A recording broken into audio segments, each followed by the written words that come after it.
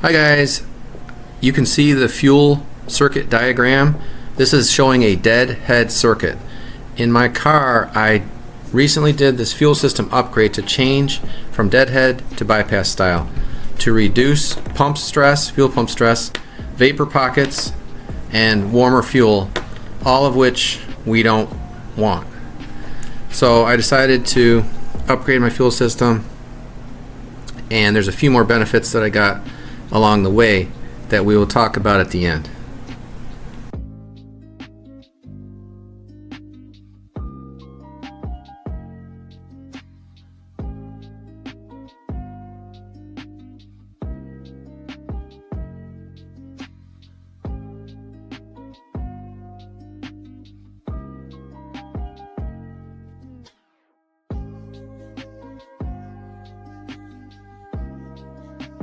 This is showing the old system I had in the trunk. It's a 5-gallon fuel cell, and this is really worked great for me. I did 2 trips to the strip with this over the years, and with this system and with the 5-gallon size, it worked really great.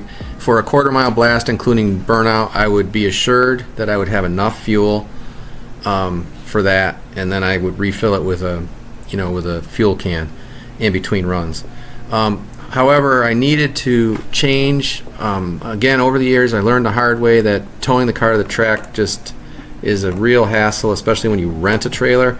So this very last time I drove to the track, and the more fuel capacity going to an OEM style 20-gallon tank will get me that, so I can drive it to the track. So you will see the new system in the slides ahead.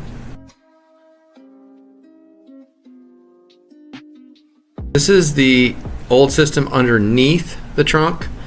It was some of the drawbacks. It was not the AN style braided lines. The good thing, it was an AN8, a -8 feed, but that gentle sweeping turn into the filter and the pump, that was from the old style tank with the sump through the hole in the floor. So what we did do, what you'll see is we took the fuel cell out, we removed it, we redid the feed line, we patched the hole in the trunk, and you saw in earlier videos that we put the supports in. You can actually see it in this picture primed. The supports for the original style tank that you'll see soon, because those supports were cut out before for weight saving, so we had to even go to the lengths of putting the supports back in.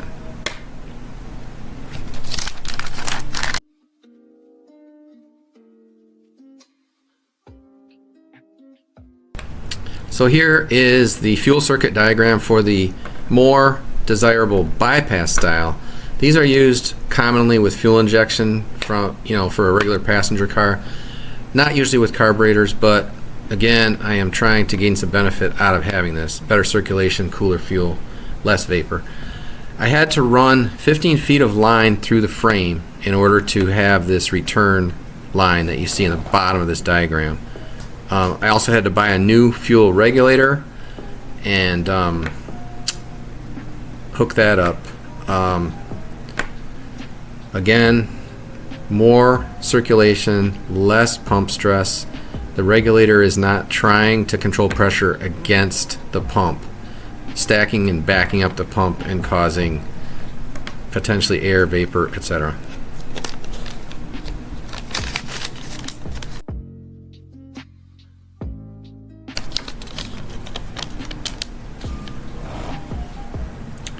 The goal here of what you're looking at here is trying to place the pump. You can see I have the new style OEM tank in there with the sump welded in. The idea is you have an original tank, but all the benefits of a fuel sump that will allow a good supply of fuel to the pump. But with mock-up, we have to have the pump ideally downhill of the feed line. That's tough. And I knew that was going to be tough. It's hard because it hangs down in this configuration. This is a gravity feed pump. You have to give it what it needs. So this was tough. I came up with the idea of C-clamp with a board so I could slide it up and down and reclamp it and recheck it. The idea was to have the feed line be ideally downhill, slightly downhill, or at least horizontal or even from the sump feed. So this is just a little bit of a zoomed out version of the image you just saw previous, and so you can see it a little better. The overall system, again, it's just mounting the pump, seeing the underneath view, mocking it up, and you can kind of see there on the sump, you see the sump better, you see the yellow handle, that's a tank drain. That was another feature I wanted. I wanted to be able, like let's say seasonal maintenance or whatever, you don't want to have, you want to be able to get rid of the old fuel. So or even just periods of non-use, whatever, even in between, even in the season, but between use. So that was important to me with the new system. With an original style tank, of course, I would not have the ability normally to drain it so at the lowest point like that. So that was a big deal to me to have that yellow handled drain in there. Okay, this is showing the new setup underneath, and the pump is mounted the final time. This is showing the braided steel feed line, the drain we talked about before. In the middle there, the black thing in the middle of the feed line is the filter. So it does have the coarser filter so that the fuel going to the pump is filtered. A final pump placement here. This is what we're looking at for the whole system.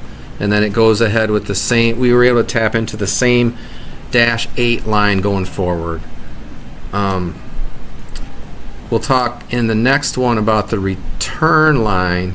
You don't see it here because we decided to put that in at the top of the tank, which would be on an original passenger style Chevelle, the top would be the feed line. So we're doing this a little different, again, because of the welded in sump. So the green shaded line here, this is an underhood view, the newly added return line in green, shown in green. So this is back to the tank, goes in the top of the tank, runs inside of the frame, goes all the way back, and you can also see the part of the fuel system here, you know, the new regulator, you see the gauge, there's a set screw, you can set the pressure right there. There's also a really cool feature, you can't really see it very well, but there's a black vacuum line underneath. So for the first time, I've never had this before, so it lowers fuel pressure at high vacuum and raises it without high vacuum, so that's cool.